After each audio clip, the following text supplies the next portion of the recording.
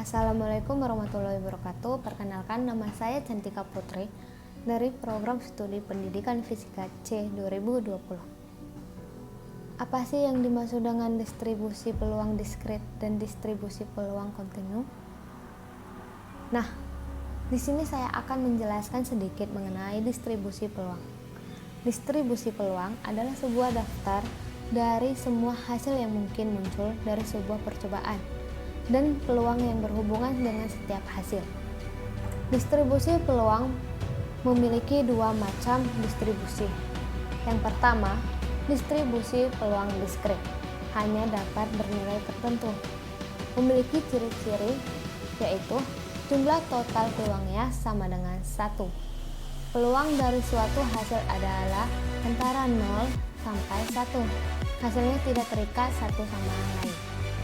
Yang kedua, distribusi peluang kontinu dapat bernilai tak hingga dalam suatu jangkauan yang spesifik. Nilai rata-rata dan variasi dari sebuah distribusi peluang dapat dihitung.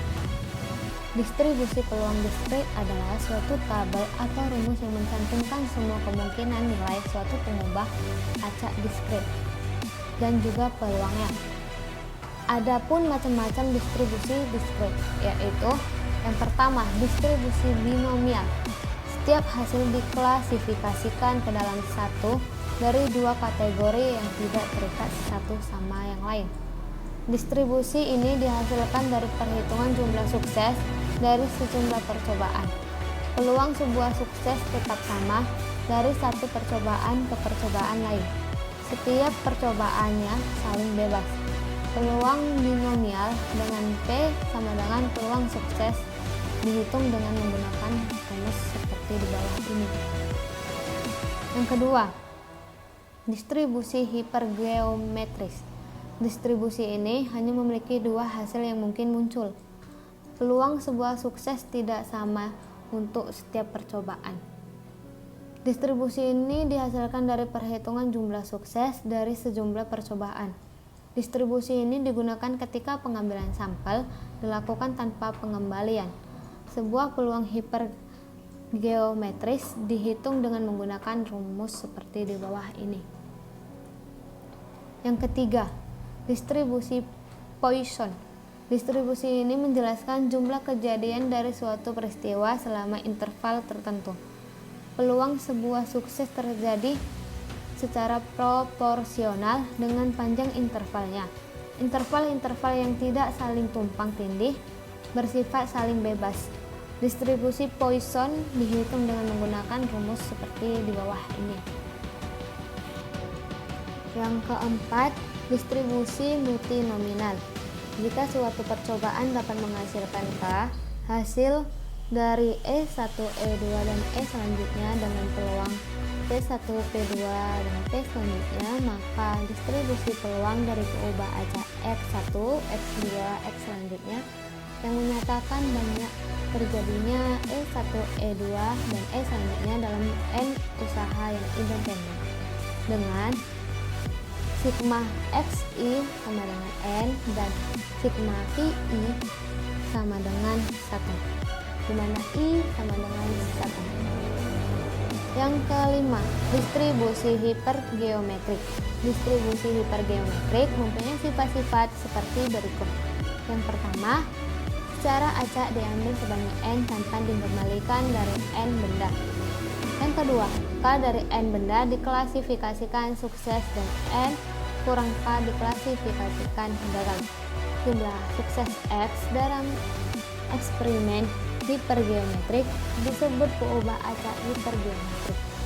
Distribusi peluang dari peubah acak hipergeometrik disebut dengan distribusi hipergeometrik dan nilainya dinotasikan seperti berikut. Eksperimen Poisson adalah eksperimen yang menghasilkan nilai numerik dari peubah acak X pada selang waktu yang tertentu atau daerah tertentu.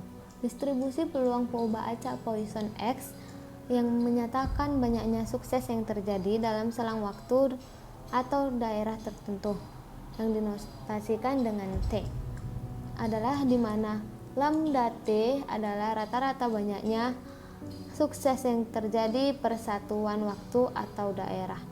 Dan E sama dengan 2,71828. Rataan dan variansi dari distribusi Poisson adalah sama, yaitu lambda T.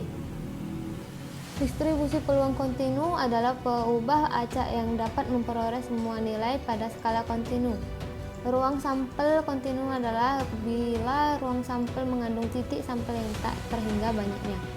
Syaratnya dari distribusi kontinu adalah apabila fungsi fx adalah fungsi padat peluang peubah acak kontinu x yang didefinisikan di atas himpunan semua bilangan real R. Distribusi peluang kontinu dibagi menjadi 4 sebagai berikut. Yang pertama, distribusi normal.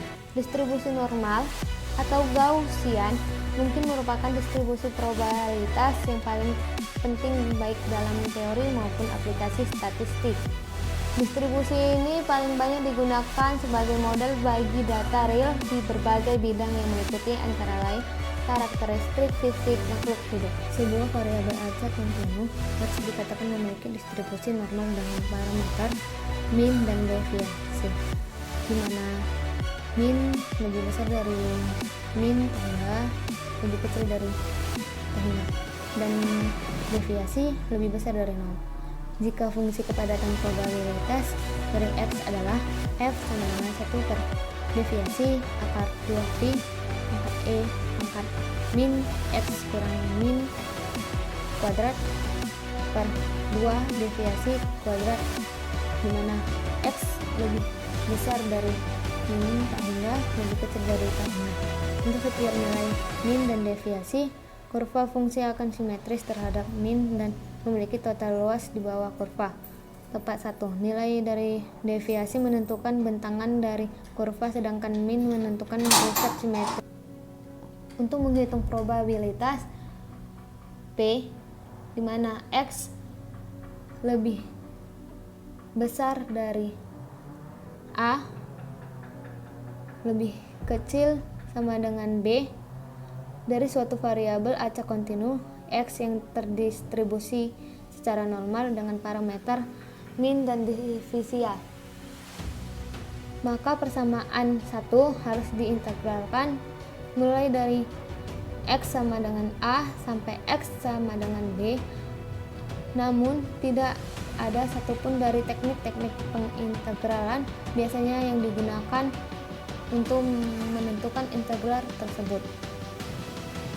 Untuk itu, para ahli statistik matematik telah membuat sebuah penyederhanaan dengan memperkenalkan sebuah fungsi kepadatan probabilitas normal khusus dengan nilai min 0 dan deviasi standar sama dengan 1.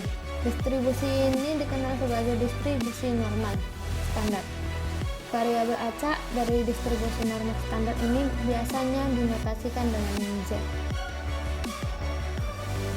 Berikutnya yaitu distribusi student. Distribusi student adalah distribusi yang ditentukan oleh seseorang mahasiswa yang tidak mau disebut namanya.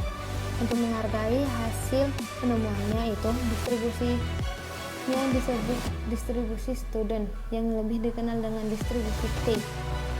Diambil dari huruf terakhir kata student. Distribusi peluang kontinu berlaku untuk T lebih besar dari min tak hingga, lebih kecil dari tak hingga, dan K merupakan tetapan yang besarnya tergantung dari besar N, sedemikian sehingga luas daerah antara kurva fungsi itu dan sumbu T adalah 1. Bilangan N kurang 1 disebut derajat kebebasan atau dk. Yang dimaksud dengan dk ialah kemungkinan banyak pilihan dari sejumlah objek yang diberikan. Misalnya kita mempunyai 2 objek yaitu A dan B. Dari 2 objek ini kita hanya mungkin melakukan 1 kali pilihan saja, A dan B. Seandainya terpilih A, maka B tidak usah dipilih lagi. Dan untuk itu dk sama dengan 2 kurang 1 sama dengan 1. Selanjutnya yaitu distribusi Chi kuadrat. Distribusi Chi kuadrat merupakan distribusi yang banyak digunakan dalam sejumlah prosedur statistik inferensial. Distribusi chi kuadrat merupakan kasus khusus dari distribusi gamma dengan faktor bentuk gamma sama dengan pi per 2, di mana pi adalah bilangan bulat positif dan faktor skala beta sama dengan 2.